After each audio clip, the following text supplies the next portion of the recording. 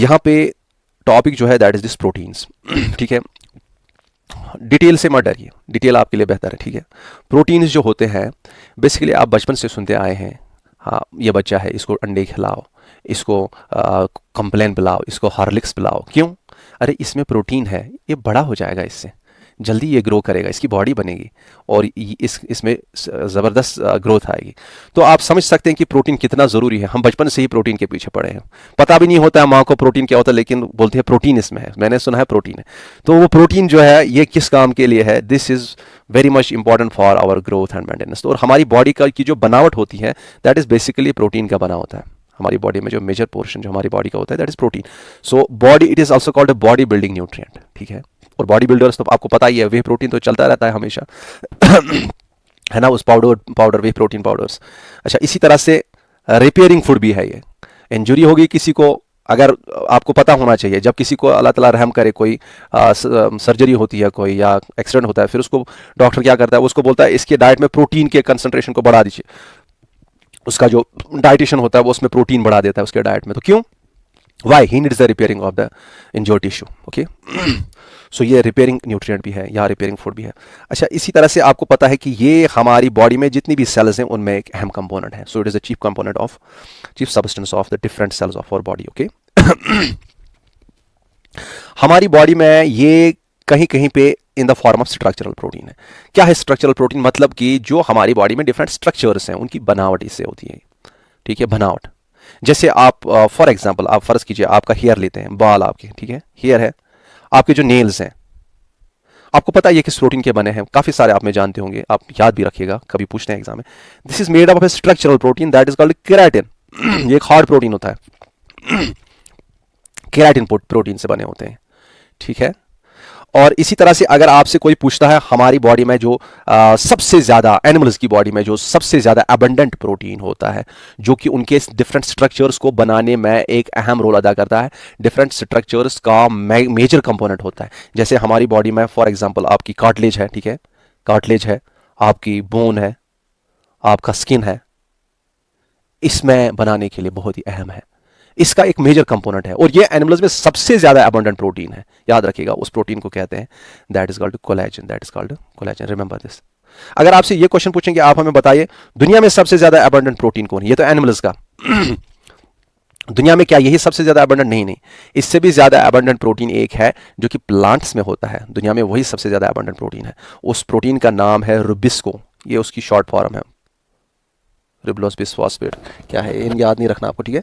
तो ये जो रुबिस्को है ये एक एंजाइम है। क्या है? एंजाइम है जिसका एक बहुत ही अहम रोल रहता है किसमें?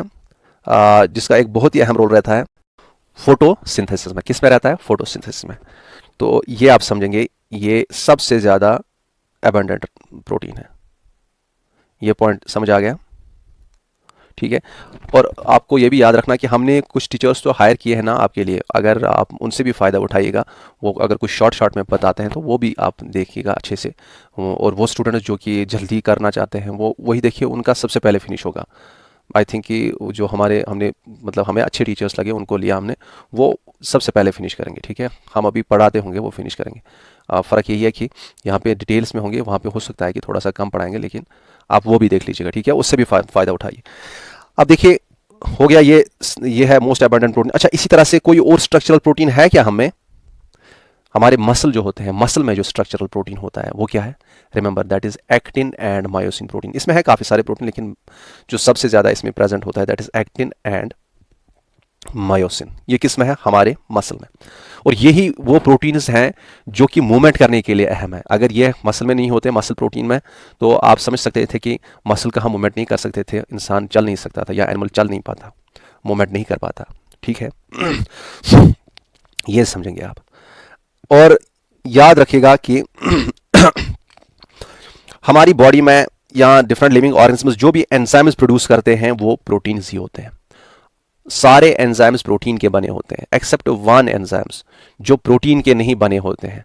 उन एंजाइम्स का नाम क्या है वो आपके लिए क्वेश्चन है। ठीक है, आप मुझे बताएगा वो सारे एंजाइम्स दुनिया में प्रोटीन्स होते हैं, एक ही एंजाइम ऐसा है जो प्रोटीन नहीं होता है, उस एंजाइम को हम क्या कहते हैं? ठीक है, वो किसका बना होता है? वो आपके लिए क्वेश्चन है। तो आप ये भी समझ सकते हैं कि बॉडी में एंजाइम्स जो डाइजेशन करते हैं हमारे अंदर, अगर ये नहीं होती है तो डाइजेशन नहीं होती, तो कितने अहम है हमारे लिए। तो बॉडी के स्ट्रक्चर के लिए इंपॉर्टेंट है। हमारे बॉडी में जो एंजाइम्स होते हैं, डिफरेंट लिविंग ऑर्गेनिज्म जो एंजाइम्स प्रोड्यूस करते हैं वो भी प्रोटीन्स होते हैं। और काफ़ी सारे ऐसे हार्मोन्स भी हैं, हार्मोन्स जो कि एंडोक्राइन सिस्टम जो हमारा होता है, कभी मौका मिलेगा तो पढ़ाएंगे। तो वो हार्मोन्स भी काफ़ी सारे प्रोटीन्स के बने होते हैं। और इसी तरह से जैसे ग्रोथ हार्मोन है ना, ग्रोथ करने के लिए काफ़ी सारे और हार्मोन्स हैं। इसी तरह से एंटीबॉडीज़ जो हैं एंटीबॉडीज़ कुछ ऐसे मॉलिक्यूल्स होते हैं, प्रोटीन के बने होते हैं, जो हमें इम्यूनिटी देते हैं, हमें इन्फेक्शन से बचाते हैं, हमें इन्फेक्शन से बचाते हैं। इसी तरह से हमारे ब्लड में काफ़ी सारे प्रोटीन्स होते हैं, ब्लड में काफ़ी सारे प्रोटीन्स होते हैं। वो प्रोटीन्स जैसे आपने सुना होगा हीमोग्लोबिन। हीमोग्लोबिन जो है ये एक ऐसा प्रोटीन है, प्रोटीन के साथ आयरन होता है। ये क्या करता है, हमारे ब्लड में जो ऑक्सीजन है उसको डिफरेंट सेल्स तक ले जाता है, डिफरेंट सेल्स तक ले जाता है। तो ब्लड में जो हीमोग्लोबिन है, या ब्लड में एक और प्रोटीन होता है जो जिसको हम एल्ब्यूमिन प्रोटीन कहते हैं, जो प्रोटीन हमारे ब्लड में बहुत ही अहम रोल अदा करता है। इसी तरह से हमारे ब्लड में फाइब्रिनोजन होता है जो कि हमारे ब्लड को क्लॉट करवाता है। मतलब ब्लड जब कहीं पे ज़ख्म लगता है, फिर वहाँ पे जो हीलिंग प्रोसेस हो जाती है, कोगुलेशन जो होती है ब्लड की, वहाँ पे जो हील होता है वापस हो, तो उसके लिए वो इंपॉर्टेंट है फाइब्रिनोजन। काफ़ी सारे और भी प्रोटीन्स होते हैं। तो ब्लड में भी जो प्रोटीन्स होते हैं जो हमारे बॉडी के लिए बहुत ही अहम है, हमारी बॉडी के लिए, तो वो भी they are also made up of proteins. समझ आ रहा है? अच्छा, तो ये सारी चीज़ें अगर आपको समझ आ गई तो एक और पॉइंट मैं आपको बता देता हूँ कि हमारी बॉडी में जितनी भी सेल्स हैं ना, सेल्स, काफ़ी सारे सेल्स आपस में कम्युनिकेशन करते हैं, आपस में कम्युनिकेशन करते हैं। और आपस में कम्युनिकेशन करने के लिए ये सेल कोई मॉलिक्यूल प्रोड्यूस करेगी, ठीक है, और इस सेल तक पहुंचेगी। लेकिन ये सेल तब तक इसको रेस्पॉन्ड नहीं करेगी जब तक इसके सरफेस पे एक स्पेशल प्रोटीन मॉलिक्यूल नहीं होगा जिससे हम कहते हैं रिसेप्टर। जो सेल्स पे रिसेप्टर्स होते हैं, ये किस काम के लिए लगते हैं? दूसरी सेल से कोई इंफॉर्मेशन आ रही है, भाई ये करना है, हाँ ये करना है, ये तब मैं तब ये कर पाऊंगा जब मैं ये इंफॉर्मेशन जो तुम दे रहे हो आगे वाली सेल, जब मैं इसको पढ़ पाऊंगा, जब मैं इसको अपने अंदर ले पाऊंगा। अपने अंदर लेने के लिए इस सेल में क्या होना चाहिए? रिसेप्टर्स होने चाहिए। ये रिसेप्टर्स प्रोटीन्स होते हैं। अच्छा, ये काफ़ी सारे और भी फंक्शंस हैं जो मैं डिस्कस नहीं करना चाहता, बस इतना आप याद रखिए, this is very much important for us. और ये जो प्रोटीन्स होते हैं, याद रखिएगा, ये प्रोटीन्स किसके बने होते हैं? याद रखिए, प्रोटीन्स जो होते हैं दे आर एक्चुअली, आपको पता है, ये मैक्रोन्यूट्रिएंट्स हैं। ये जिस तरह मैंने कार्बोहाइड्रेट्स कहे थे कि कार्बोहाइड्रेट्स चेन की तरह होते हैं, जो कॉम्प्लेक्स कार्बोहाइड्रेट्स होते हैं वो लॉन्ग चेन की तरह होते हैं जिसमें कुछ यूनिट्स आपस में ज्वाइंट होते हैं। इसी तरह से बाज़ाब्ता बराबर उसी तरह से अमीनो एसिड्स भी यहाँ पे, ये जो प्रोटीन्स होते हैं इसमें जो यूनिट्स होते हैं अमीनो एसिड्स, वो भी आपस में ऐसे ज्वाइंट होते हैं। तो यहाँ पे प्रोटीन्स किसके बने होते हैं? Amino acids. जैसे हमने वहाँ पे बोला था वो मोनोसेकेराइड्स के बने होते हैं, यहाँ पे अमीनो एसिड्स के बने होते हैं। एक पॉइंट मैं आपको बता देता हूँ, ये याद रखिएगा।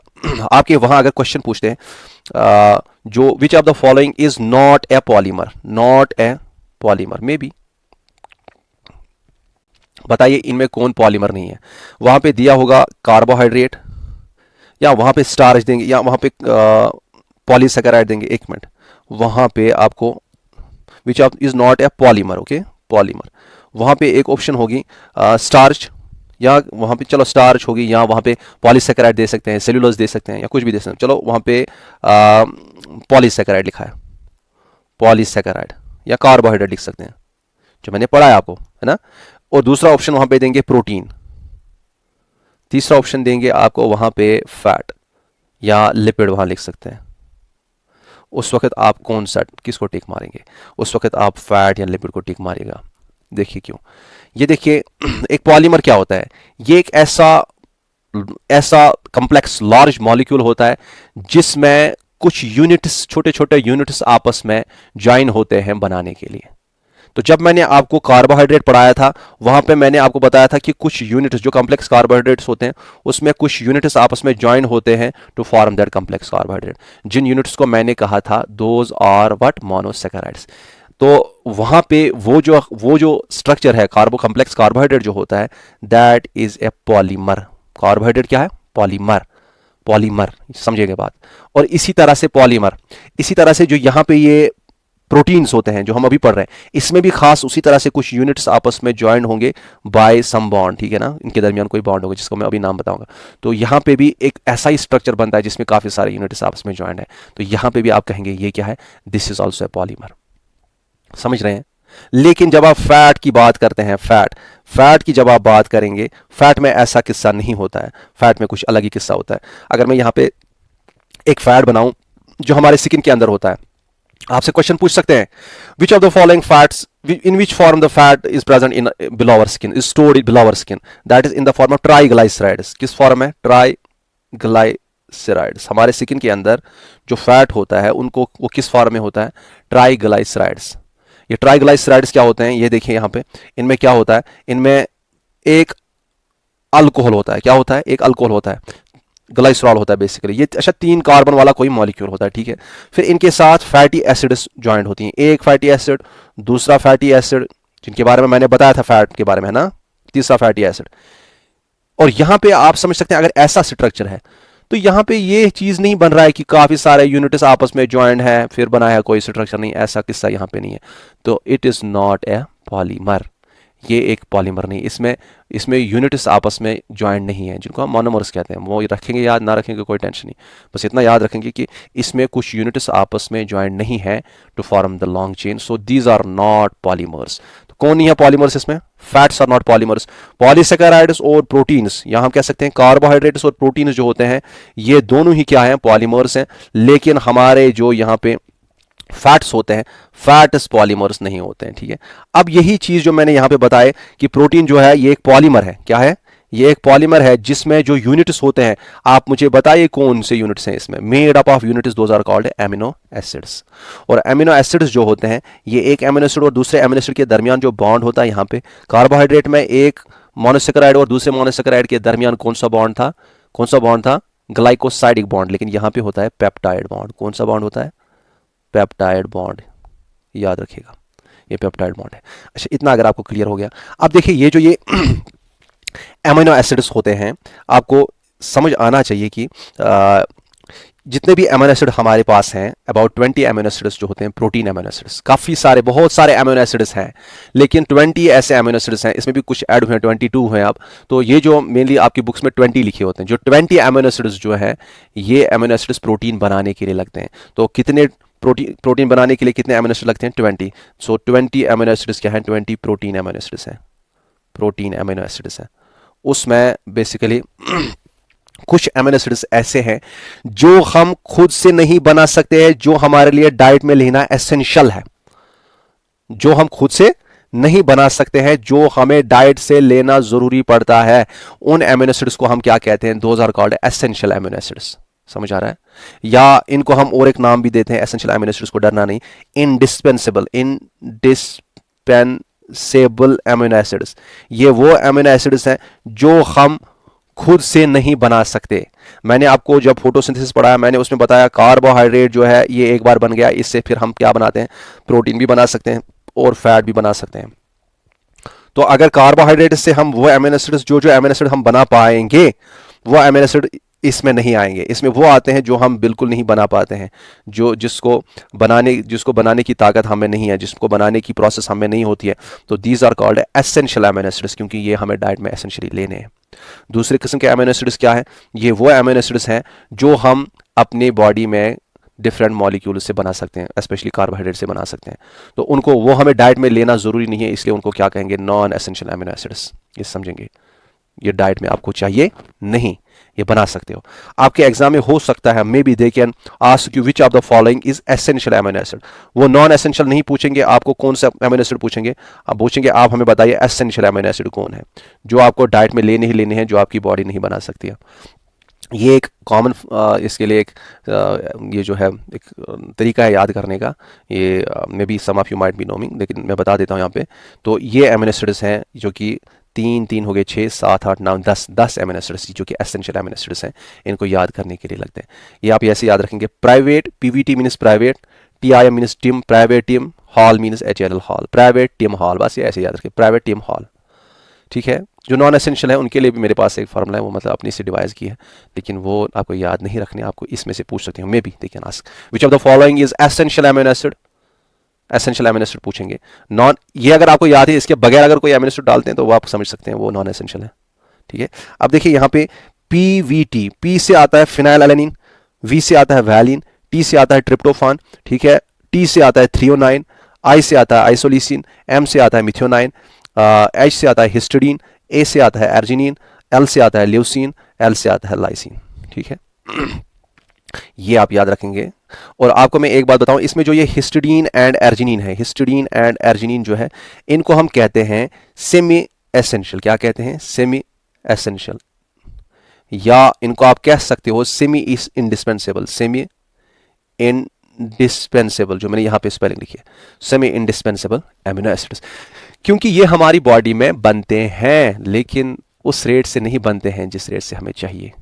इसलिए हम इनको, क्योंकि इसलिए इनको डाइट में उतना अगर हम नहीं लेंगे जितना बाकी चाहिए, लेकिन इनको भी डाइट में शामिल करना है।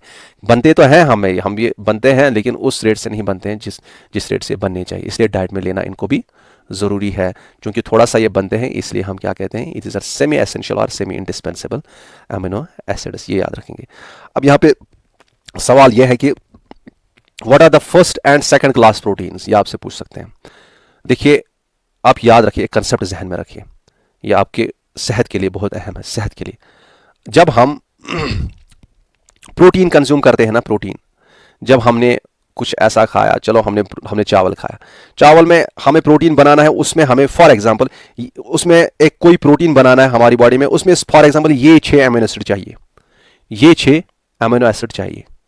और जब हम ये चावल खा रहे हैं, उसमें सपोज ये 4 ही अमीनो एसिड हैं, ट्रिप्टोफान, थ्रियोनाइन, आइसोलिसिन और मिथ्योनाइन। पहले दो फिनाइल एलेनिन और वैलिन है ही नहीं उसमें, हम खाली चावल खा रहे हैं, फॉर एग्जांपल मैं कह रहा हूं। उस वक्त आप समझ सकते हैं कि ये जो प्रोटीन है हमें बनेगा ही नहीं। वो प्रोटीन बनाने के लिए चाहिए प्रोटीन, लेकिन प्रोटीन जो है वो कंप्लीट नहीं है, वो इनकम्प्लीट प्रोटीन, इनकम्प्लीट, उसमें सारे अमीनो एसिड्स नहीं है, वो कंप्लीट नहीं है, अमीनो एसिड प्रोफाइल उसका कंप्लीट नहीं है, उसमें ये दो है ही नहीं। इसलिए प्रोटीन बनाने के लिए ये दो चाहिए थे, ये अवेलेबल नहीं है इस डाइट में। तो आप समझ सकते हैं कि इस डाइट का जो प्रोटीन होता है, जिसमें सारे अमीनो एसिड जो एसेंशियल हमारे लिए हैं, अगर वो सारे प्रेजेंट नहीं है ऑप्टिमल क्वांटिटीज में, तो हम कहेंगे ये प्रोटीन हमारे लिए फर्स्ट क्लास प्रोटीन नहीं है, ये कंप्लीट प्रोटीन नहीं है, this is the second class protein. समझ आ रहा है? फर्स्ट क्लास प्रोटीन वो प्रोटीन होता है जिसमें सारे ही अमीनो एसिड्स होते हैं, all amino acids, all, specially वो तो बनते ही बनते हैं। कौन से? नॉन एसेंशियल अमीनो एसिड्स जो होते हैं वो तो बनते ही बनते हैं, लेकिन यहां पे बात करेंगे हम, यहां पे सारे कौन से अमीनो एसिड्स होंगे? All essential amino acids, all essential amino acids present होंगे। ठीक है, इसको हम कहते हैं, this is called complete protein भी। क्या कहते हैं? कंप्लीट प्रोटीन भी, क्योंकि ये एक ऐसा प्रोटीन है जो हम खा रहे हैं जिसमें वो सारे ही अमीनो एसिड्स हैं जो हमें लगेंगे एक कोई प्रोटीन बनाने के लिए। 20 के 20 अमीनो एसिड होंगे इसमें। ठीक है, जो सॉरी, ये मतलब ये 10 के 10 जो एसेंशियल हैं, 10 के 10 एसेंशियल अमीनो एसिड्स उसमें होंगे, और वो भी तो होंगे ही होंगे जो नॉन एसेंशियल हैं। ठीक है, तो एक पॉइंट आप समझेंगे, दिस इज कंप्लीट प्रोटीन। और ये कंप्लीट प्रोटीन हमारे लिए क्या है? याद रखिएगा, जो एनिमल सोर्सेज से प्रोटीन्स होते हैं, जिसमें बीफ आता है, बाकी जो भी आपको पता है, जो भी प्रोटीन एनिमल सोर्स, एग्स है, मिल्क है, वो सारे प्रोटीन जो होते हैं वो आर कंप्लीट प्रोटीन। तो इसमें सारे एनिमल प्रोटीन्स आते हैं। रिमेंबर, आपको पता है ये न्यूट्रिशन आपके लिए बहुत ज़रूरी है, आप पढ़ते हैं, लेकिन ये भी ख्याल रखिएगा। तो एनिमल प्रोटीन बहुत ही अच्छा प्रोटीन है, इसमें सारे अमीनो एसिड्स हैं। और प्लांट का जो प्रोटीन होता है, कोई भी प्लांट का प्रोटीन आप लेंगे, उसमें कंप्लीट अमीनो एसिड प्रोफाइल नहीं होता है, सारे एसेंशियल अमीनो एसिड्स आप एक प्लांट प्रोटीन में नहीं मिलेंगे। इसीलिए डॉक्टर रिकमेंड करते हैं, जब वो किसी को बोलते हैं हाँ तुम्हें चाहिए प्रोटीन, अगर तुम वेजिटेरियन हो, आप दाल और चावल को मिला के खाना, अलग से खाली दाल और अलग से खाली चावल नहीं खाना, क्योंकि चावल में जो अमीनो एसिड्स नहीं है वो अमीनो एसिड्स आपकी दाल में है, जो दाल में नहीं है वो आपके चावल में है, और जो आपके दाल में है वो जो आपके दाल में नहीं है वो आपकी रोटी में होते हैं। इसीलिए चावल दाल या दाल रोटी, ये आपस में एक अच्छा डाइट बनता है। समझ आ रहा है?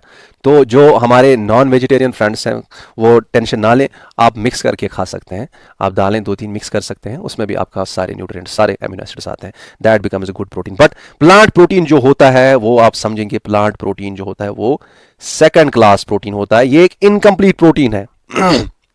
आप खुद ही बताइए, क्या इसमें सारे अमीनो एसिड्स होंगे? एसेंशियल अमीनो एसिड्स नहीं, इसमें कम होंगे। और आपको मैं एक बात बताऊं कि अब अगर यहाँ पे चलो वो छोड़ ही देते हैं, जो मिथेनाइन और सिस्टीन और बाकी जो कुछ प्रोटीन्स होते हैं, जो एमिनो एसिड्स होते हैं, अक्सर ये इन प्लांट प्रोटीन्स में प्रेजेंट नहीं होते हैं। वो आप ये पॉइंट आप याद नहीं रखिएगा, बस ये एक्स्ट्रा इसमें ज़्यादा नहीं। अब देखिए high and low biological value foods क्या है, ये किस बेस पे हम कहते हैं। आपके वहां पे क्वेश्चन आ सकता है, आपको अगर उन्होंने पूछा आप हमें बताइए what is gold standard of food, what is या आपको कहेंगे विच of the following foods have highest gold standard. Gold standard, confuse नहीं होना, वो यही है, biological value is also called gold standard. क्या होता है ये, देखिए जो फूड हम खाते हैं एक बार ये हमारी बॉडी में जब जाता है, जब हम ये डाइजेस्ट करते हैं, इसमें जो प्रोटीन होता है एक बार वो डाइजेस्ट हो गया, फिर वो हमारी बॉडी में क्या होता है, आपको पता है इंटेस्टाइन में क्या होता है, एब्जॉर्ब होता है। वो प्रोटीन जो उससे जो प्रोटीन जब तोड़ेंगे तो आपको पता है वो किसका बना होता है, अमीनो एसिड्स का। वो सारे ही अमीनो एसिड्स निकल के हमारे इंटेस्टाइन में, हमारे ब्लड में जाएंगे, ताकि वो बाकी बॉडी तक ब्लड उसे ले जाए, हर जगह तक ले जाए। तो आपको वो समझ आना चाहिए कि जब ये बॉडी में दाखिल होता है, एक लिविंग ऑर्गेनिज्म की बॉडी में जब ये दाखिल हुआ, फिर इसके ब्लड के जरिए डिफरेंट रीजन्स तक जाएगा, और वो वो फूड सोर्स जिससे प्रोटीन हम लेते हैं, जो हमने लिया, जिससे हमने प्रोटीन हासिल किया, और फिर जितना हमने एब्जॉर्ब किया, उसमें से कितना हमारी बॉडी कितना इनकॉर्पोरेट करती है बॉडी बनाने में, बॉडी का टिश्यू बनाने में कितना प्रोटीन लगता है। जितना एब्जॉर्ब हो गया ब्लड में, जितना पहले तो डाइजेस्ट हो गया, डाइजेस्ट की बात नहीं, डाइजेस्ट से कोई टच नहीं, बस एब्जॉर्ब जितना हो गया, जितना फिर ब्लड में आ गया protein in the form of amino acids, उसमें से कितना प्रोटीन बॉडी में मटेरियल बनाने के लिए लगा, बॉडी में स्टोर हुआ इन the form of protein, in the form of muscular protein, in the form of different structure जो भी बनते हैं, समझ आ रहा है, वो कितना हुआ, वो बताता है कि उस फूड का कितना बायोलॉजिकल वैल्यू है। कि जब आप याद रखेगा, जब आप प्लांट प्रोटीन खाते हो, खाया आपने प्लांट प्रोटीन, आपके पेट में वो डाइजेस्ट भी हो गया, डाइजेस्ट होके वो प्रोटीन हमारी बॉडी में जाता है ब्लड के जरिए हर जगह पे, लेकिन याद रखेगा वो प्रोटीन हमारी बॉडी में ज्यादा यूज नहीं होता है, वो नहीं लगता है हमारे जिस्म को।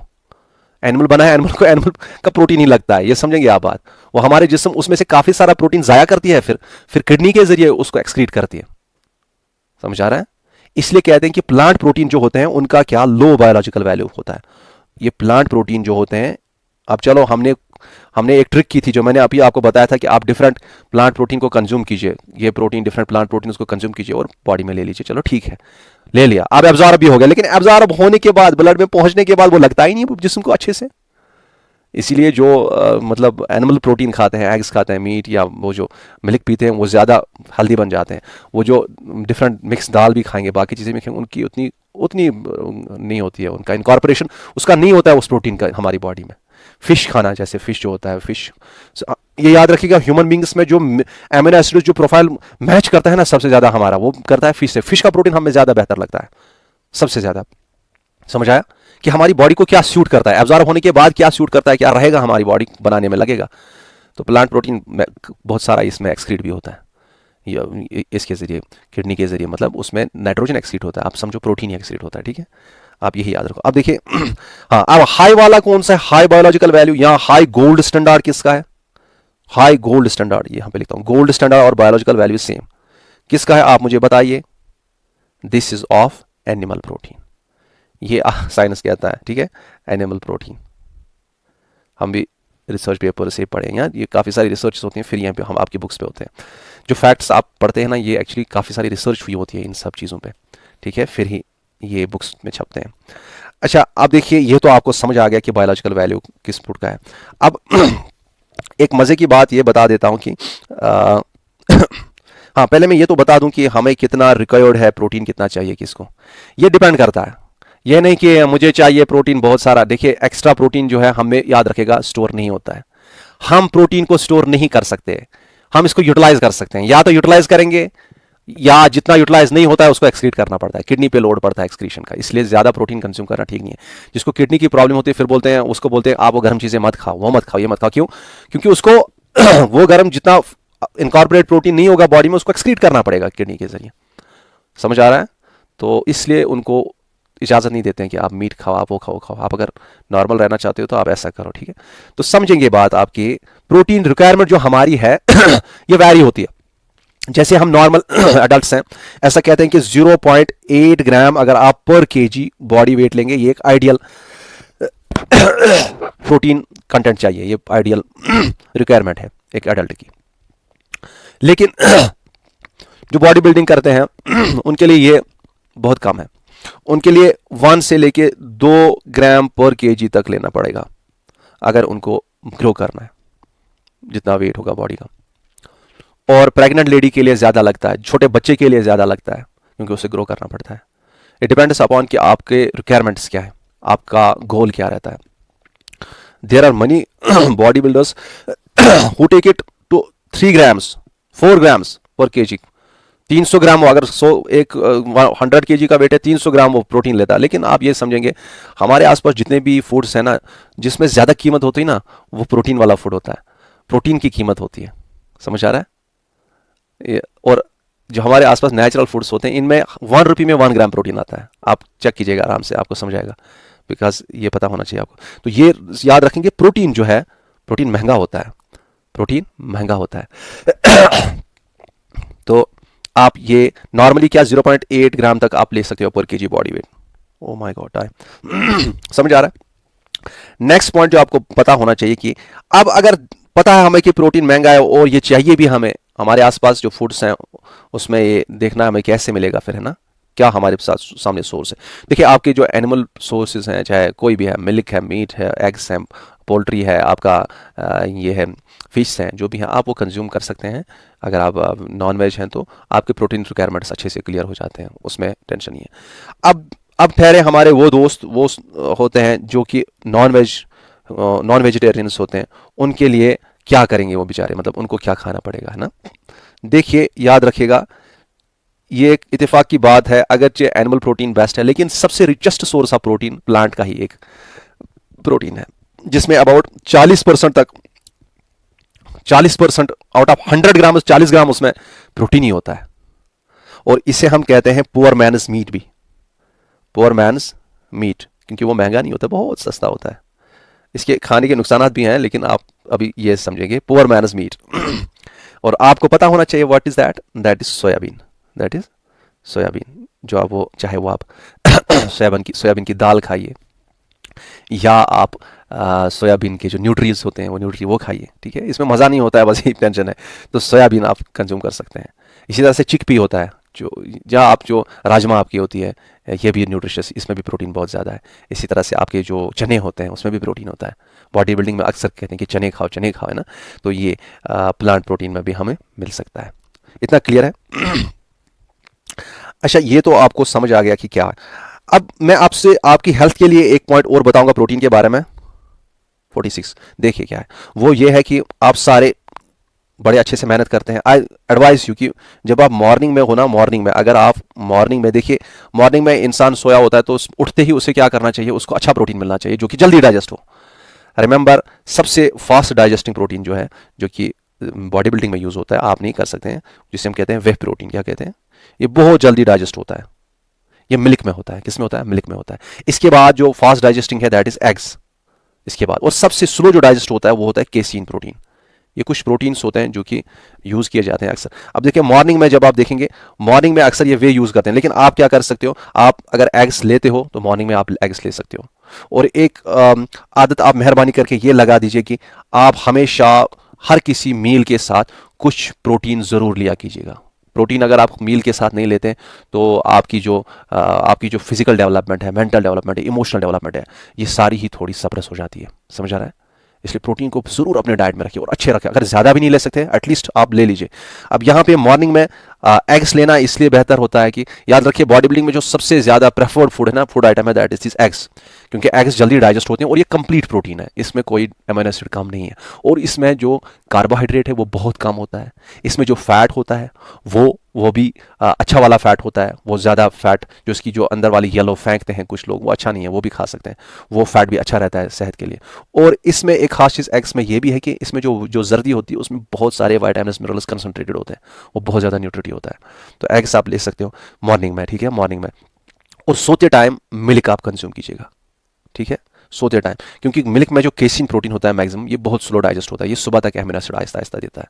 ये कुछ सजेशंस थी आपके लिए जो मुझे लगा कि आपको पता होना चाहिए। और हाँ, ये याद रखिए, जो हमारे जो नॉन वेज होते हैं, जो वेजिटेरियंस होते हैं, उनको भी टेंशन नहीं लेना है। They can use nuts, nuts जो होते हैं, नट्स जैसे पीनट्स हो गए, जैसे यही आपके सोयाबीन के हो गए, या आपके जो और भी काफ़ी सारे जैसे आलमंड्स होते हैं, ये चीज़ें ये मॉर्निंग में ले सकते हैं, इवनिंग में ले सकते हैं, हर जगह। और हर किसी डाइट में, हर किसी मील में थोड़ा थोड़ा सा प्रोटीन आप ज़रूर लीजिएगा। प्रोटीन के ये नहीं कि आप खाली चावल खाओगे उसके साथ ऊपर से साग थोड़ा सा हो गया, वो इनकम्प्लीट है। लेकिन चलो ठीक है, इतना क्लियर है, मैंने इस पर बहुत टाइम दिया। अब नेक्स्ट जो है that is water, that is water. देखिए वाटर जो है अबाउट 70% ऑफ बॉडी वेट जो है, 70 भी कुछ बुक्स में आपको मिलेगा, 60 कुछ बुक्स में मिलेगा, 50, ठीक है। ये टेंशन नहीं लेना कि आपको पूछेगा कोई कि कितना परसेंटेज है वाटर हमारी बॉडी में। अब मैंने एक बुक के हिसाब से लिखा 70% ऑफ बॉडी वेट जो हमारा होता है वो वाटर का बना होता है। और अगर आप मेल की बात करेंगे जनरली, तो मेल में ज़्यादा वाटर होता है। मेल जो होता है, मेल की बॉडी में more water, more than female. एक एक मुझे जहन में है कि शायद एक क्वेश्चन आया था किसी एसएसबी के पेपर में, उसमें यही क्वेश्चन डाला गया था कि हाँ बताइए, मेल में वाटर किस में ज़्यादा होगा बॉडी में, मेल में कि फीमेल में, है ना। याद रखिएगा, जितना फैट बॉडी में होगा, फैट जितना ज़्यादा होगा, उतना बॉडी में जो वाटर है, वाटर कंटेंट कम रहता है। याद रखिएगा, जो लीन मतलब फैट के बगैर मांस किसका होता है, मर्द का होता है ना। मर्द में ज़्यादा फैट मत होता है, मर्द में कम फैट है, मर्द में फैट क्या है, फैट कम है, तो वाटर क्या होगा, वाटर ज़्यादा होगा। अच्छा, ये मेल की बात है, मेल की बात है, फैट इसमें कम है, वाटर ज़्यादा है। आप मुझे बताइए फीमेल में क्या होगा, फिर फीमेल में क्या होगा, फीमेल में फैट ज़्यादा है और उसमें वाटर की लेवल कम होती है। अब अगर चाइल्ड की बात करेंगे, चाइल्ड में बहुत ज़्यादा फैट रहता है, बेचारा फैटी फैट होता है ना, क्यूट सा, तो फैटी फैट है तो उसमें पानी बहुत कम है, उसकी बॉडी में वाटर कम है, ठीक है, ये समझेंगे आप। तो ये जहन में रखिए। नेक्स्ट पॉइंट है कि आपको ये पता है कि वाटर जो है हमारी बॉडी में जितनी भी बायोकेमिकल रिएक्शंस होती हैं, केमिकल रिएक्शन आपको पता है, बायो मींस लिविंग ऑर्गेनिज्म की केमिकल रिएक्शन जो इसे जिंदा रखती हैं, जिसके बगैर हम जिंदा नहीं रह सकते। काफ़ी सारी रिएक्शन जो हमारी सेल्स के अंदर होती हैं, और उन रिएक्शंस को कम के लिए मीडियम जो रहता है, मीडियम दैट इज़ वाटर। आपको पता है वाटर एक यूनिवर्सल सॉल्वेंट है कि इसमें सब कुछ सॉल्वेंट, ये सॉल्वेंट एक्ट करता है हर किसी चीज़ के लिए, हर किसी सब्सटेंस के लिए, यूनिवर्सल सॉल्वेंट। तो इसमें काफ़ी सारी रिएक्शंस हो सकती हैं, जो सारी रिएक्शन इसी में होती हैं जो कि बायोकेमिकल रिएक्शंस होती हैं, तो उनके लिए मीडियम एक्ट करता है, बहुत ज़रूरी है। मीडियम ऑफ ट्रांसपोर्ट, आपको पता है कि हमारे बॉडी में जितने भी सब्सटेंसेस मूव होते हैं, ब्लड में मूव होते हैं, है ना, ब्लड में मूव होते हैं या लिम्फ में मूव होते हैं, तो दैट इज़ वाटर है उसमें। So water is used for transport of different substances, चाहे आपके न्यूट्रिएंट्स ट्रांसपोर्ट करने हो, चाहे आपके हार्मोन्स ट्रांसपोर्ट करने हो, चाहे आपके एक्सक्रीटरी मटेरियल जो होता है यूरिया, है ना, ये ट्रांसपोर्ट करना हो, तो सब चीज़ें इसी में ट्रांसपोर्ट हो जाएंगी। ये बॉडी टेम्परेचर रेगुलेट करता है। बंदा आ गया, मुझे बहुत गर्मी लग रही है, मुझे पानी पिलाओ, क्यों? क्योंकि पानी एक ठंडक देता है अंदर से भी, ठीक है ना। पानी में आपको पता है ये जो हमें गर्मी में पसीना क्यों आता है, ये हमारी बॉडी है, ये हमारा एक बंदा है जो कि जॉगिंग कर रहा है, बेचारा सूख गया, ये मतलब इसको पसीना आ रहा है, आई मीन, है ना। ये क्यों पसीना आ रहा है इसको, क्योंकि अब जब ये जॉगिंग करता है तो इसमें जो हीट प्रोड्यूस होती है अंदर में, जब इस ज़्यादा रन करता है तो इसमें जो केमिकल रिएक्शन होती है, रेस्पिरेशन पर्टिकुलरली, ये हीट प्रोड्यूस करती है और इसमें काफ़ी सारी हीट जनरेट होती है। ये इतनी हीट जनरेट होती है, हमारी बॉडी जो होती है, बेसिकली जो मैमल्स होते हैं और जो बर्ड्स होते हैं, मैमल्स में हम आते हैं, आपके जो मंकीज़ आती हैं, आपके जो काऊ आती हैं, ये ऐसे ऐसे जो होते हैं ना, जिनके मेमोरी ग्लैंड से जो बच्चों को दूध देते हैं, ये सारे मैमल्स होते हैं। और जो बर्ड्स होते हैं, इन दो में क्या होता है कि बॉडी टेम्परेचर को मेंटेन किया जाता है, इसको ना ज़्यादा ले सकते हैं ना कम ले सकते। तो मेंटेन कैसे, एक तरीका ये भी होता है कि पानी जो होता है, पानी को यूज़ किया जाता है, स्वेट को यूज़ किया जाता है, water in the form of sweat को यूज़ किया जाता है खुद को ठंडा करने के लिए। अब ये दौड़ रहा है अंदर में, इसमें बहुत सारी हीट प्रोड्यूस होती है क्योंकि रिएक्शन हो रही है, एनर्जी वाली रिएक्शन, जो हम आगे पढ़ेंगे कल परसों इंशाल्लाह, जिसे हम रेस्पिरेशन कहते हैं। रेस्पिरेशन हो रही है तो ये हीट जितनी भी जनरेट हो रही है, इसको बाहर निकालना ही निकालना है है ना। और इसलिए ये पसीना निकलता है स्वेट ग्लैंड से, जो स्वेट वाला ये ड्रॉप होता है, ये पानी होता है। इसमें क्या होता है, इसमें बेसिकली क्या होता है, there is latent heat of vaporisation, कि ये लिक्विड जो है, it is liquid water droplet, है ना। ये आपने पढ़ा होगा, maybe, I don't know chemistry में है सिलेबस में कि नहीं। ये जो लिक्विड है, इसमें क्या होता है, इसको पसीना जब आता है, ये फिर किस में कन्वर्ट होता है, ये गैस में कन्वर्ट होता है, गैस में कन्वर्ट होता है। लेकिन लिक्विड को गैस में कन्वर्ट करने के लिए कुछ एनर्जी चाहिए, कुछ एनर्जी चाहिए। वो एनर्जी जो है वो यही हीट अंदर से निकालता है, बोलता है बेटा मुझे वो अपनी जो अंदर से जो हीट प्रोड्यूस हो रही है वो यहां दे दो जल्दी जल्दी, इसको मैं बाहर फेंकता हूं, ये जल्दी मुझे यहां दे दो, इसको मैं बाहर फेंकता हूं, मैं गैस में कन्वर्ट होता हूं, मुझे गैस में कन्वर्ट करने के लिए एनर्जी चाहिए, दे दो मुझे एनर्जी और आप भी ठंडे हो जाओगे। समझ आ रहा है? उससे क्या कहते हैं, लेटेंट हीट ऑफ वेपराइजेशन। आपको वो याद नहीं रखना, बस कंसेप्ट याद रखना। तो इस तरह से हमारी बॉडी को का टेम्परेचर मेंटेन करने के लिए, रेगुलेट करने के लिए भी वाटर बहुत ही जरूरी है। इतना आप वाटर के बारे में याद रखेंगे और कुछ नहीं, बस ये याद रखें। Next is roughage. रफेज क्या है? रफेज को हम फाइबर भी कहते हैं, फाइबर, ठीक है ना। जैसे वो खाते हैं ना, वो जो यूनानी मेडिसिन में लाते हैं कि मेरा जो कब्ज है अब क्या करेंगे, वो क्या करेंगे, वो जो होता है उसके लिए रफेज चाहिए। रफेज क्या होता है? देखिए ये एक्चुअली हमारा जो डाइट जो होता है उसमें काफ़ी सारे ऐसे कार्बोहाइड्रेट्स होते हैं, प्लांट के मटेरियल्स होते हैं जो हम डाइजेस्ट नहीं कर पाते हैं, जो हम डाइजेस्ट नहीं कर पाते हैं। वो जो हम डाइजेस्ट, जो पोर्शन हम प्लांट का डाइजेस्ट नहीं करते हैं, वो हमारे लिए वो फाइबर एक्ट करता है, वो हमारे लिए रफेज एक्ट करता है। समझ आ रहा है?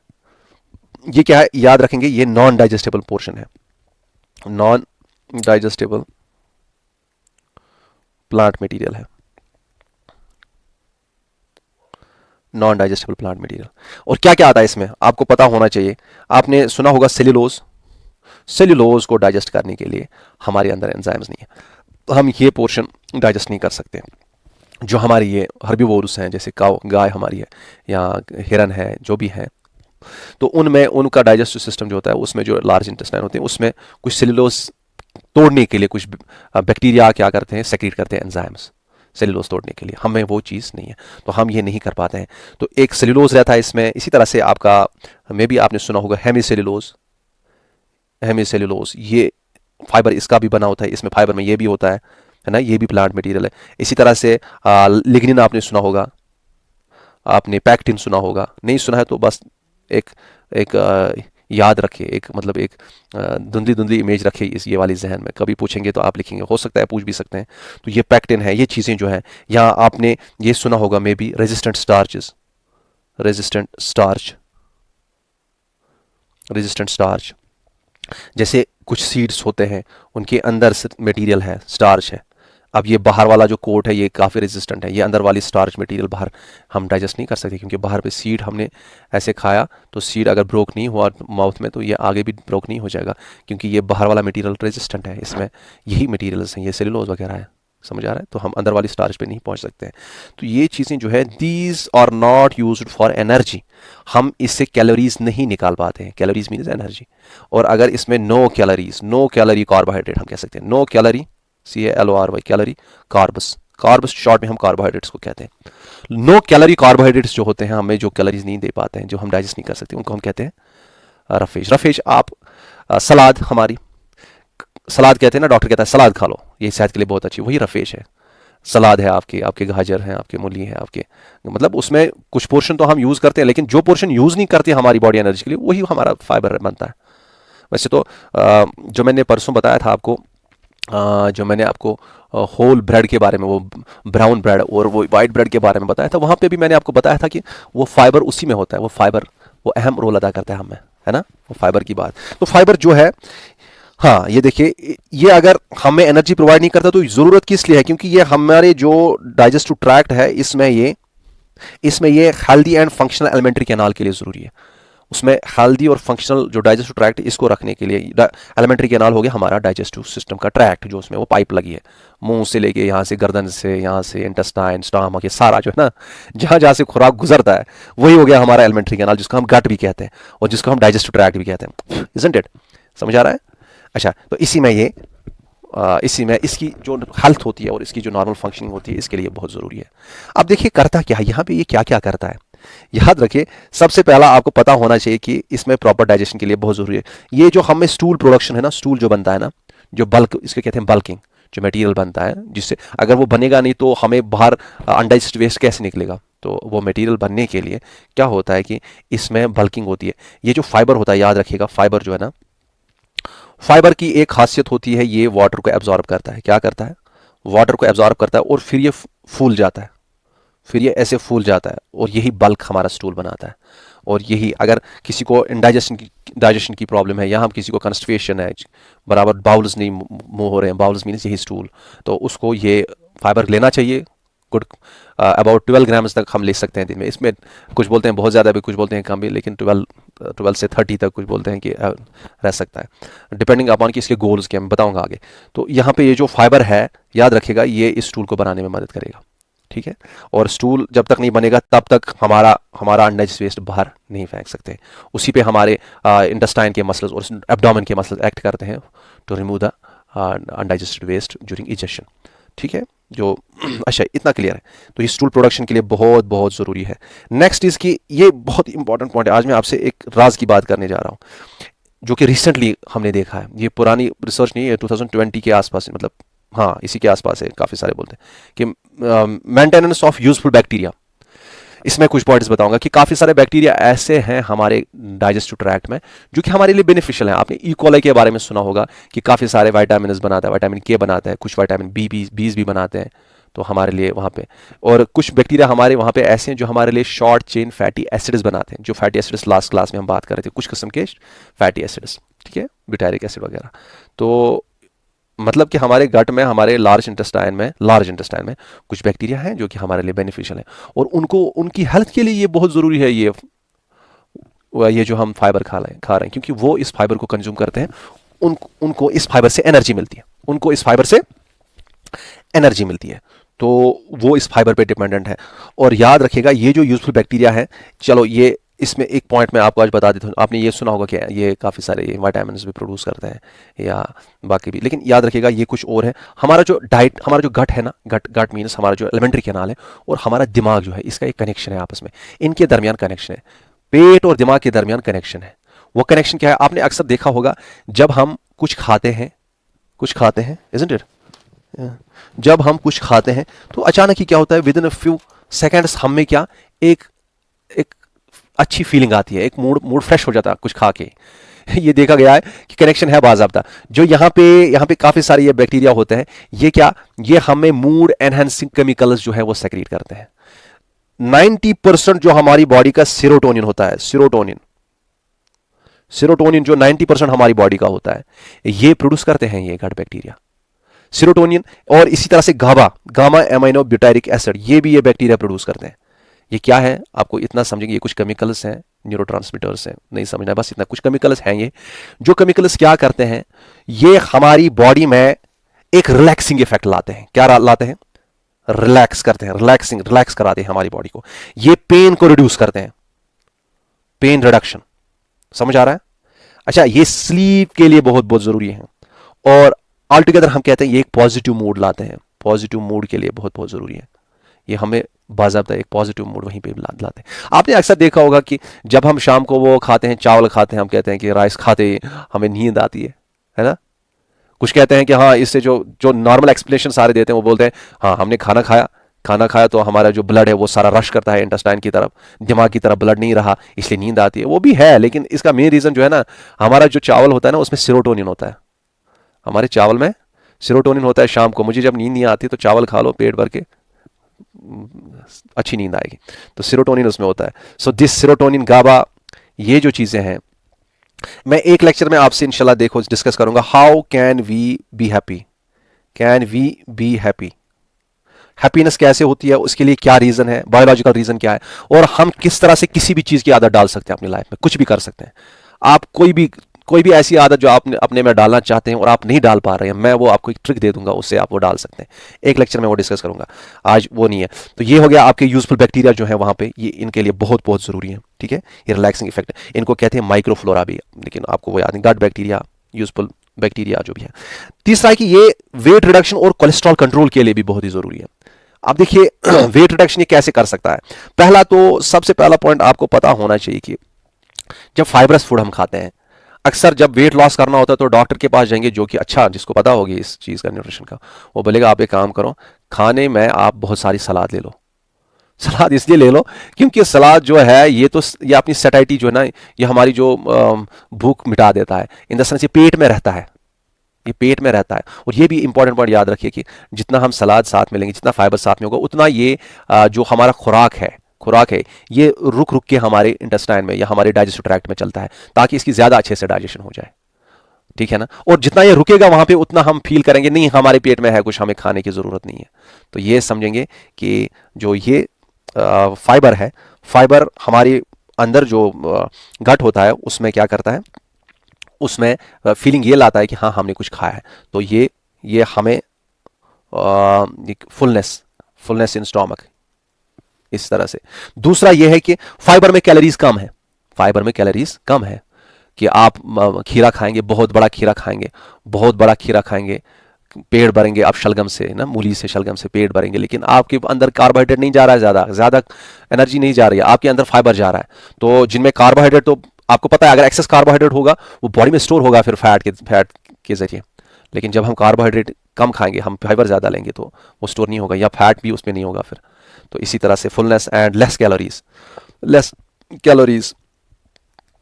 ये समझ आ गया। नेक्स्ट चीज, ये कोलेस्ट्रॉल कंट्रोल करने के लिए भी बहुत इंपॉर्टेंट है। ये देखा गया है कि फाइबर जो है ये कोलेस्ट्रॉल को एब्जॉर्ब होने ही नहीं देता, बहुत सारे कोलेस्ट्रॉल को यहां पकड़ लेता है कि तुम कहां जाओगे हमारी बॉडी में, ये बेचारा 80 साल का बूढ़ा है, इसको फर्दर कोलेस्ट्रॉल की जरूरत नहीं है, इसने मूली खाई है, या मूली आती है बोलती है, गले पकड़ती है इसको, गर्दन पकड़ती है कोलेस्ट्रॉल को, बोलती है तू निकल मेरे साथ, हम निकलेंगे हम नहीं बैठेंगे। सो दैट मीन्स कि ये अंदर कोलेस्ट्रॉल जान ही नहीं देता है, समझ आ रहा है। So that is also good point for this. और डायबिटीज जिनको होता है, अल्लाह ताला रहम करें, जिनमें शुगर होता है, कि उनकी बॉडी में जो ब्लड होता है उसमें शुगर लेवल बढ़ती रहती है। देखिए जो डायबिटीज होंगे उनको पता होना चाहिए कि उनमें जो शुगर्स होते हैं फास्ट डाइजेस्टिंग, वो जनरली वो नहीं यूज़ करते हैं, उनमें स्लोली उनके लिए वो खाना कौन सा लाते हैं पता है, उनके लिए बोलते हैं ब्राउन राइस आप खाओ, ब्राउन राइस जिसमें ज्यादा फाइबर होगा, ब्राउन वाले ब्रेड यूज करो, क्योंकि वो इसमें एक प्रॉपर्टी ये होती है कि ये बहुत ही स्लो रिलीज करता है, slow release of carbohydrate, release of carbohydrate.